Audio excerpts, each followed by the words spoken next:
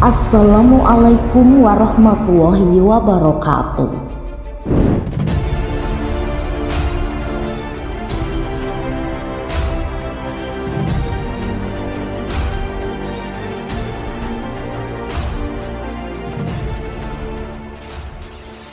Delapan golongan wanita yang akan dikeluarkan dari surga nanti. Apa yang terjadi pada mereka dan apa yang mereka lakukan? Wanita adalah godaan utama iblis. Oleh karena itu, Rasulullah SAW segera mengingatkan bahwa fitnah yang ditakuti Nabi Muhammad dari keturunan Adam adalah fitnah terhadap wanita. Di akhir hayat, Nabi Muhammad SAW bahkan pernah bersabda bahwa wanita sebagai tanda bahwa wanita harus dilindungi dan menjauhi perilaku buruk. Karena wanitalah segala macam fitnah akan berkembang. Bahkan Nabi pernah bersabda bahwa kebanyakan penghuni neraka adalah wanita. Dari Imran bin Husain, Rasulullah SAW bersabda, "Aku diperlihatkan di surga. Aku melihat kebanyakan penghuninya adalah kaum fakir. Lalu aku diperlihatkan neraka. Aku melihat kebanyakan penghuninya adalah para wanita." Hadis riwayat Al-Bukhari dan Muslim. Lantas golongan mana saja dari kaum perempuan ini yang terusir dari surga? Berikut penjelasannya. Wanita yang tidak mensyukuri pemberian suami.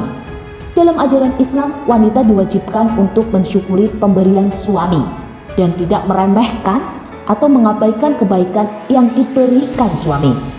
Hal ini sebagaimana ditegaskan dalam firman Allah Subhanahu wa taala dalam surat An-Nisa ayat 34.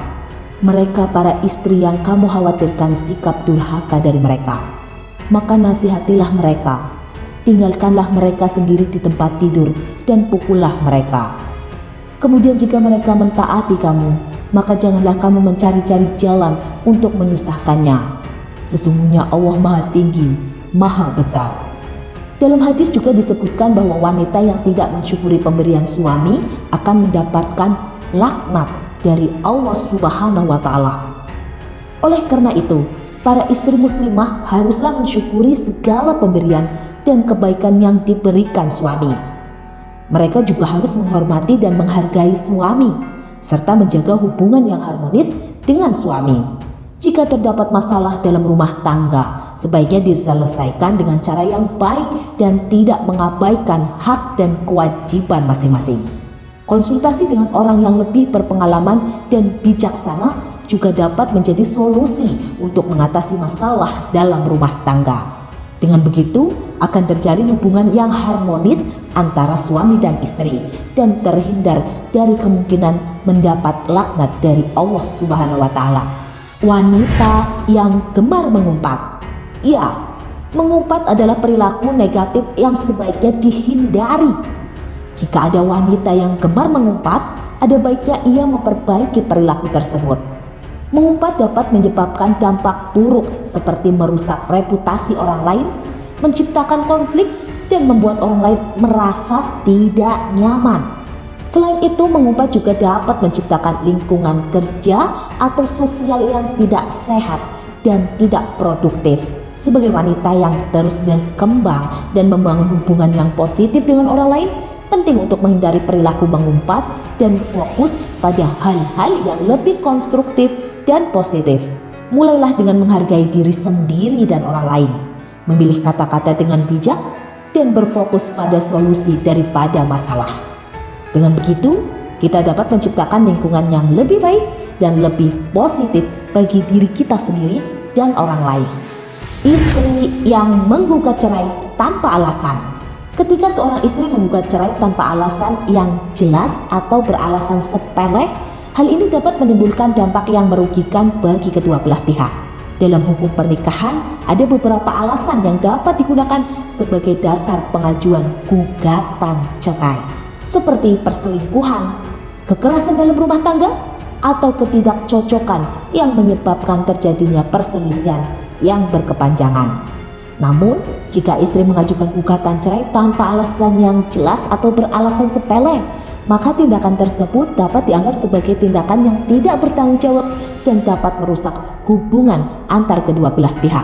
Sebagai pasangan yang telah menikah, baik suami maupun istri harus berkomitmen untuk menjaga dan membangun hubungan yang sehat dan harmonis.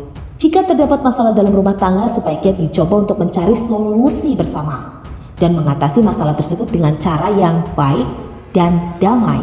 Namun jika istri tetap mengajukan gugatan cerai tanpa alasan yang jelas atau beralasan sepele, maka suami dapat mencari bantuan dari pihak berwenang untuk menyelesaikan masalah tersebut.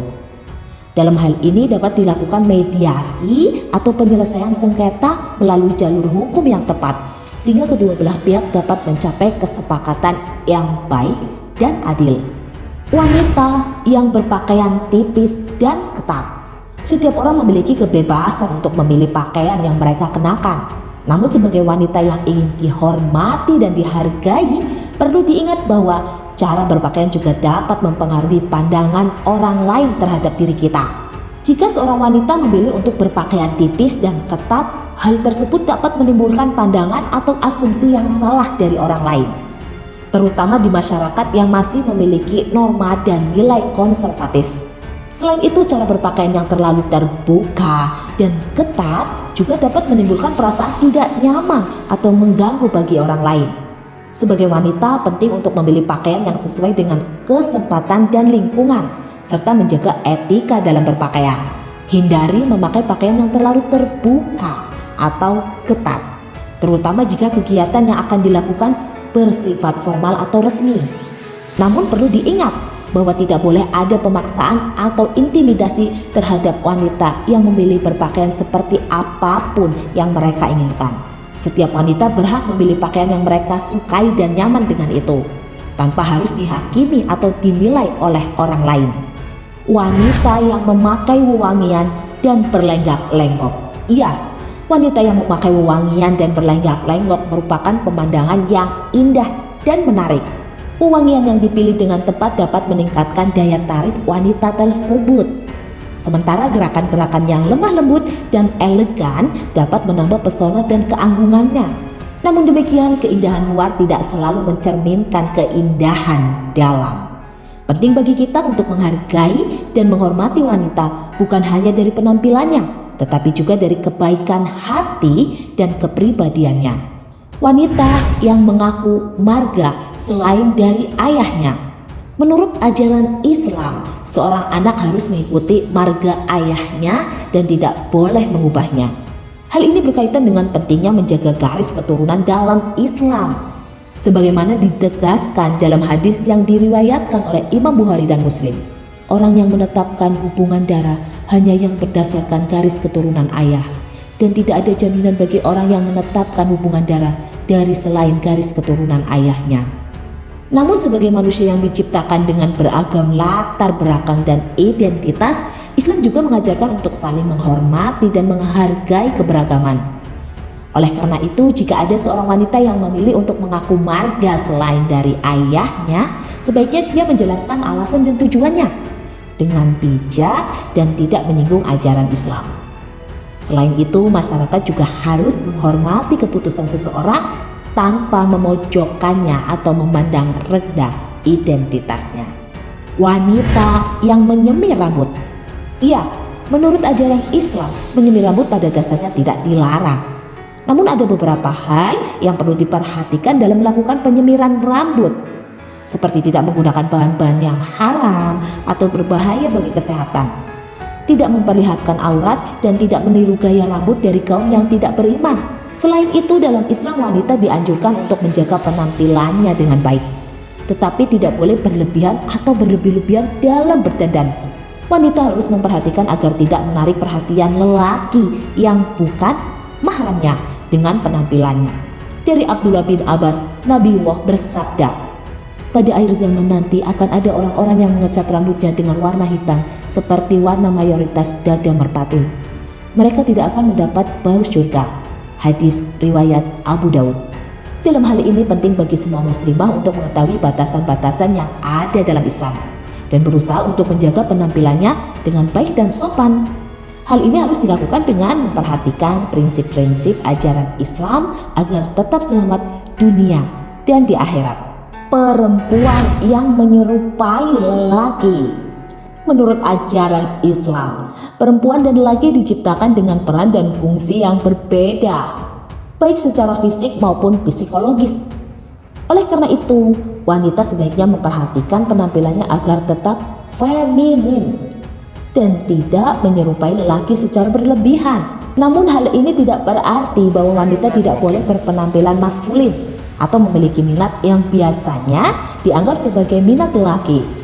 Dalam Islam, wanita dianjurkan untuk mengembangkan bakat dan minatnya selama tidak melanggar batasan-batasan yang telah ditentukan oleh agama. Namun perlu diingat bahwa penampilan dan sikap yang terlalu menyerupai lelaki dapat menimbulkan kesan yang salah dan membingungkan bagi orang lain. Oleh karena itu, wanita sebaiknya tetap menjaga kefemininannya dalam berpenampilan dan berperilaku tanpa menyalahi prinsip-prinsip Islam. Dalam Islam, kesetaraan hak dan martabat antara wanita dan lelaki diakui. Namun bukan berarti wanita harus meniru atau menyerupai segala hal yang biasanya dilakukan oleh lelaki. Kita harus selalu menghargai perbedaan jenis kelamin dan memperhatikan aturan-aturan yang ada di dalam Islam. Semoga informasi ini bisa bermanfaat bagi kita semua. Wassalamualaikum warahmatullahi wabarakatuh.